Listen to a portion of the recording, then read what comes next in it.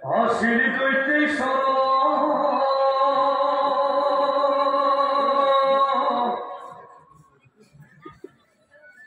শিৱৰ পৰা খুজি লৈছিল অৱৰত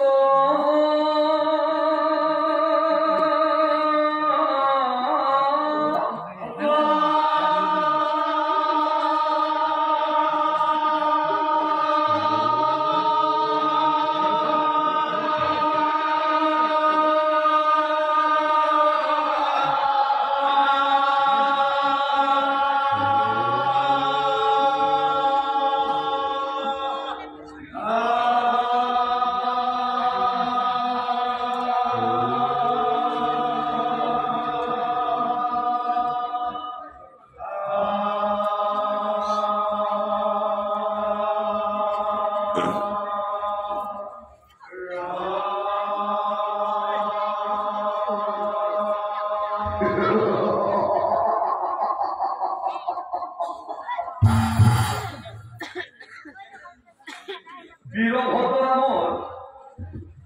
এজন প্ৰবল দস্যু অসুৰ আছে। সেই অসুৰজনে মহাদেৱৰ পৰা অমৰত্ব বৰ লাভ কৰি বলিয়ান হৈ পৰিছিল। আৰু ধৰ্ম কৰ্মত সেই বীৰভদ্ৰ অসুৰ আৰ মুঠেই মন নাই যুদ্ধ বিগ্ৰহ হিংসা হত্যা কৰেছি ও বড় ভালো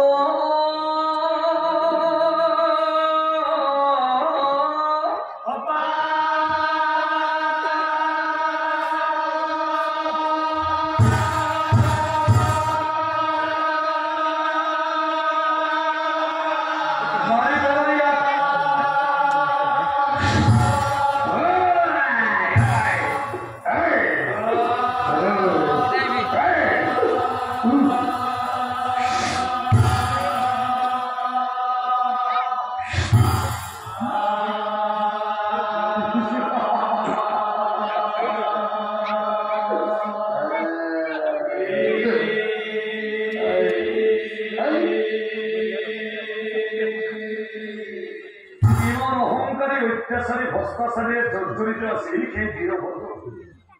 এতিয়া চাওক সেই বীৰভদ্ৰ অসুৰ এই বৃন্দা নামে ভাৰজাতে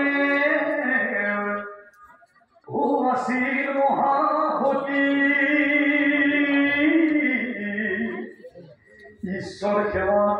স্বামী ভক্তি ও কৰে দিনে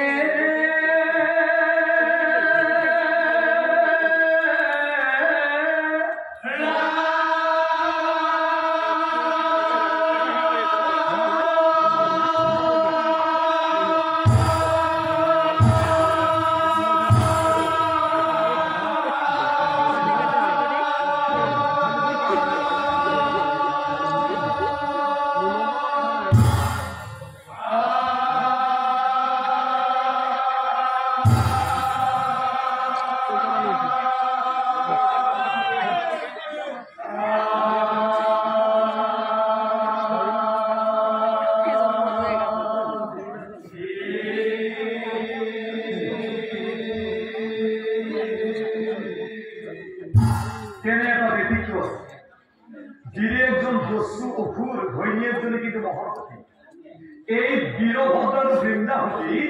তেওঁলোক গিৰিয়ে ঘূৰিয়ে পৰা মাজত আছে বীৰভদ্ৰ অসুৰ খুব অহংকাৰী অত্যাচাৰী ভ্ৰষ্টাচাৰী নাস্তিক আছিল ঈশ্বৰৰ উপাসনা একদম বেয়া পাইছিল ত্ৰিভুৱনৰ ভিতৰত আটাইতকৈ বেয়া পোৱা ভগৱন্ত আছিল ঈশ্বৰ নাৰায়ণ কিন্তু যিজন নাৰায়ণক ঘৈণীয়েক অৰ্থাৎ বৃন্দাই খাওঁতে খুঁতে উঠোতে বহুতে বুজা ৰচনা কিন্তু তাৎপৰ্যপূৰ্ণ কথা এইটোৱেই আছিল বৃন্দাৰ সমান ক্ষতি নাই এই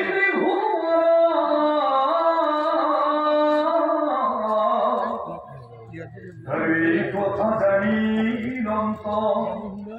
ও প্ৰভুৰা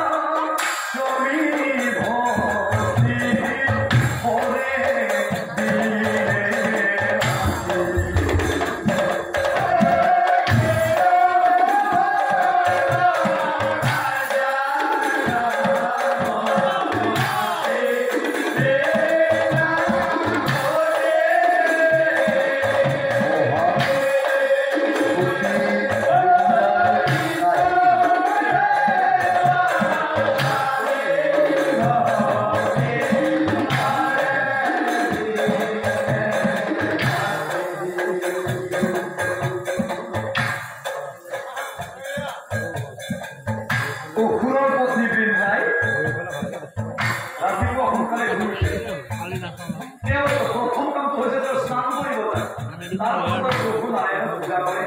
তাৰপিছত আমাৰ ৰাতিপুৱা যিখিনি নাগৰিকক সেইখিনি কৰে, তাৰপাছত স্বামী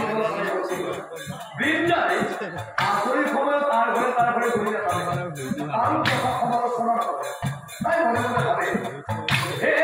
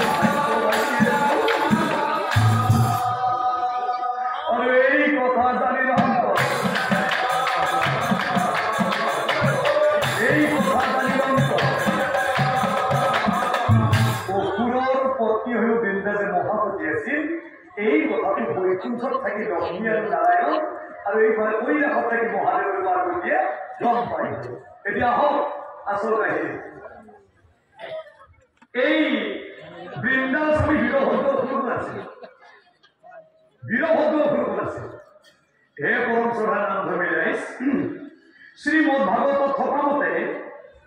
দক্ষৰ যজ্ঞত যেতিয়া সতীয়ে দেহ ত্যাগ কৰিছিল, এই বাতৰিটো প্ৰথমতে নাৰদ মুনিয়ে আহি মহাদেৱক কৈছিল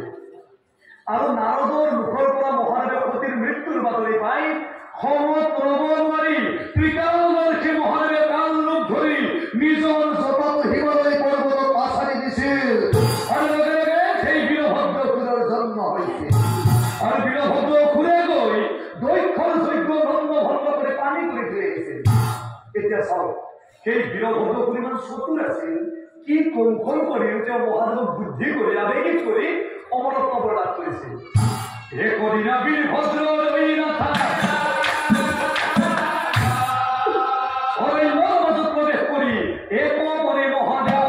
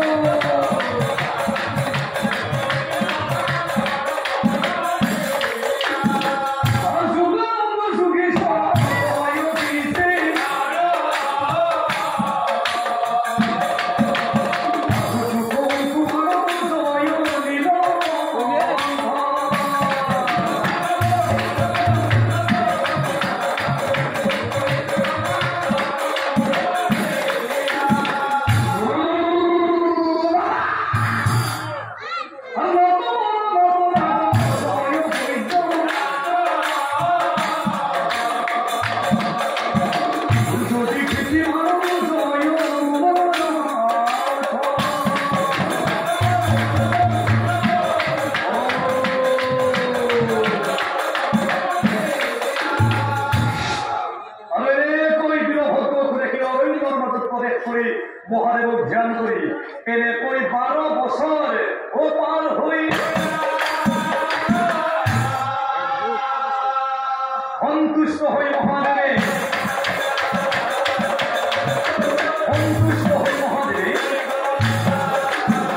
বীৰভদ্ৰ কৈ উঠা উঠা বীৰভদ্ৰ চকু মেলি চোৱা সত্য কৰি কলো মই কি বৰ লাগে তোমাক বীৰভদ্ৰই বোলে বাবা ধৰিছো বাবা ভোলানাথ তোমাক ধ্যান কৰি মোৰ 12 বছৰ কেনেকে পাৰ হৈ গ'ল মই নিজেই নাজানো চোৱা ভৰি হাতবিলাক জখম হৈ গৈছে 30 চলি ক'ত আছে ক'ত নাই মই বিচাৰ নাই মনত কৰা বিপদৰ সময়ত মই তোমাক লগ দিছিলো মনত পৰে বাবা দক্ষ ধৈৰ্য নন্দ ভংগ কৰি যে মই পানী কৰি থৈ আহিছিলো কৃতজ্ঞতা স্বীকাৰ কৰা বাবা মোক এতিয়া প্ৰয়োজন হৈছে মোক এতিয়া বৰ লাগে মোক এনেকুৱা বৰ তুমি প্ৰদান কৰা কোনো স্থানে কোনো কালে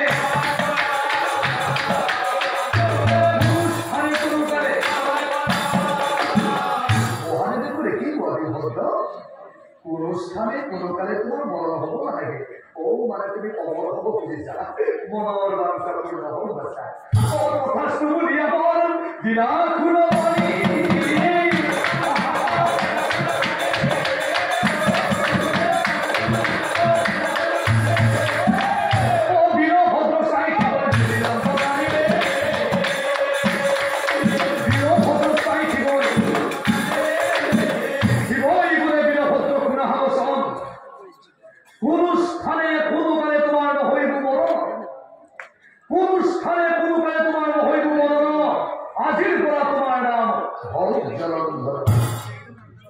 ৰখিবে বলে জল